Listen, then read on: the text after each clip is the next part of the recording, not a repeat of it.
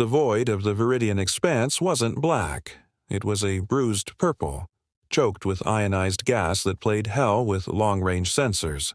Admiral Kalen Thorne stood on the bridge of the OSS Iron Vanguard, watching the heat signatures bloom on the tactical overlay like a spreading infection. The Krell hegemony hadn't just arrived. They had folded space right into the center of the Veridian mining colony's defensive perimeter.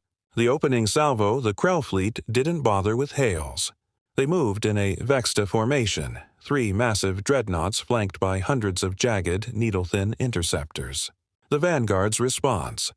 Thorne signaled the Aegis and the Solstice. Shield link formation. Give the point defense batteries a clear line of sight.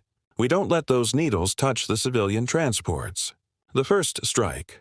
A railgun slug, traveling at 0.05 C, slammed into the Aegis's forward shields. The bridge groaned, the sound of metal protesting under kinetic stress vibrating through the deck plates. The chaos of the expanse. The battle quickly dissolved into a chaotic dance of light and kinetic energy. In the nebula, traditional targeting was useless. Pilots had to rely on cold tracking, firing at the thermal shadows left behind by enemy thrusters. "Admiral," the tactical officer shouted over the scream of proximity alarms. "The Krell flagship is charging its main spinal beam. They're targeting the colony's primary reactor." Thorne didn't blink. "Order the Ghost Wraiths to drop their payloads on the flagship's thermal vents.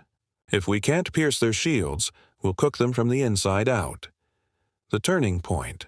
The nebula ignited.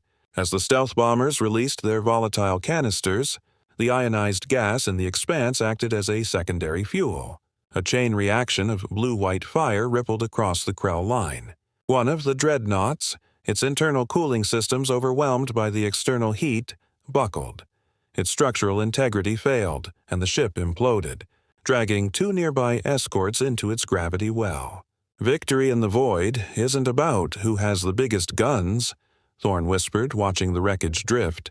"It's about who understands the terrain they're fighting in." The remaining Krell ships, seeing their spearhead shattered, began the slow, flickering process of spooling their warp drives for retreat. The Veridian expanse fell silent, save for the crackle of cooling metal and the frantic radio chatter of search and rescue teams.